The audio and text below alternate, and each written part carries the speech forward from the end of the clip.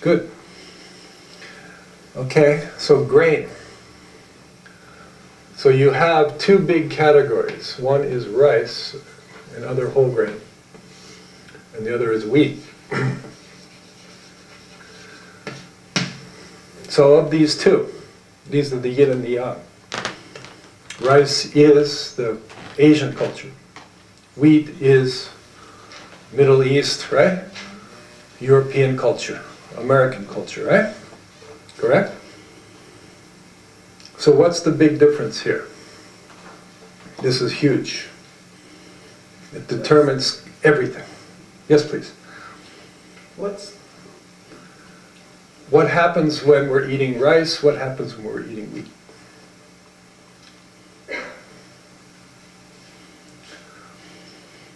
Have you all have, and you all are, eating rice every day practically, right? Yes. And are you happy with that? It's not your only food, but your main food. And you can be happy and enjoy that every day, right? Why is that? Even by itself, or sometime with condiment or side dishes. Anyway, every day is no problem. Why is that? You're not eating it because, oh, this is centering. There's a much more basic attraction going on. Yeah, it's satisfying and you can eat it as is. Isn't it? It's sweet, it's tasty, it's nice and chewy, isn't it? It's, as you say, satisfying and ultimately centering is the result, yes, right? So wheat has to be refined and made into something. So you can eat rice as is, just boiled, as a main food every day. Isn't it so? And because you're eating the whole rice every day as a main food, all of the nutrients are there in the most intact and balanced form. Can you see? Because all you've done is boil it. How about wheat?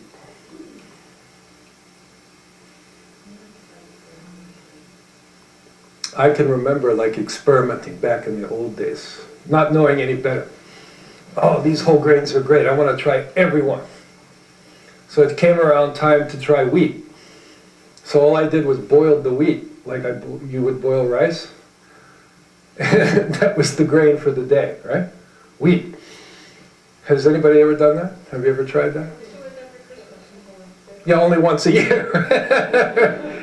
It's very chewy, isn't it? Of course, I didn't know how to cook properly, but, right? And very tangy taste. You know, wheat is... Oh, that's nice. See, she's like Queen Bee, right? Okay? Wheat is the higher in protein than rice. You know that, right? So that's why. Right? So our ancestors in European countries, maybe your ancestors, right? You're still doing it. Eventually they got what? They got tired. Isn't it? Wheat. What's for dinner, honey? Wheat, right? Oh no, not another meal of wheat, right? So human beings, being very inventive and brilliant, invented what? Crushing, right? Milling.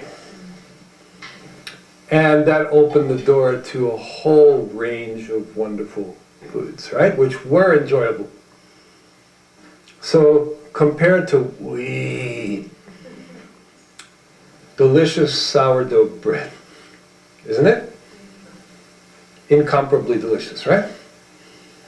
Or noodles, right? Isn't it? Incomparably fun and enjoyable, right? So now wheat became really cool, right? Ah, wheat, right? It's called bread. But what happens when you process the grain that way?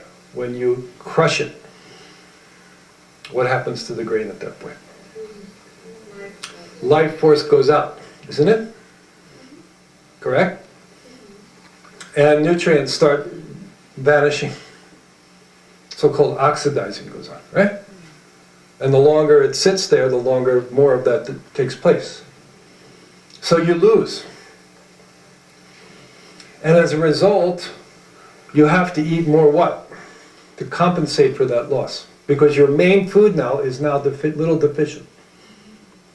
Although very delicious and very wonderful, but as a main food, more side dishes, including animal food.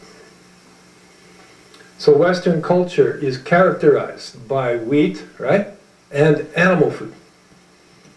Whereas if rice is your main food, you can get by with far fewer side dishes and much less animal food. Because the rice